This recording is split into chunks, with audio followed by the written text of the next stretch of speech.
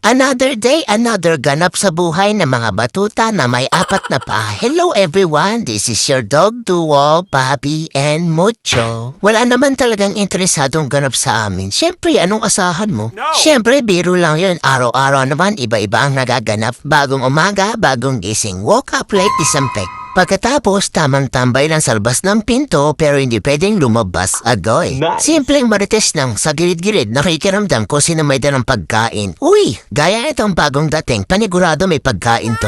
At dahil na napagod ang mukha katalon, ayan bagsak. Ang sarap talaga ng buhay namin na may apat na paa. Pagkatapos kumain, siyempre matutulog. Nasa dreamland na ako niya, nananaginip na hinahabol ko ang chimkin.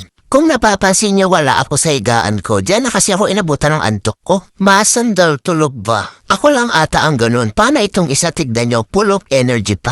Nakailang pabalik-balik na nga yan siya. Literal na may hinahabol kahit wala naman. Siyempre nalalobat din yun. Ito nga lobat na o diba? Ang ganda ng tulog niya.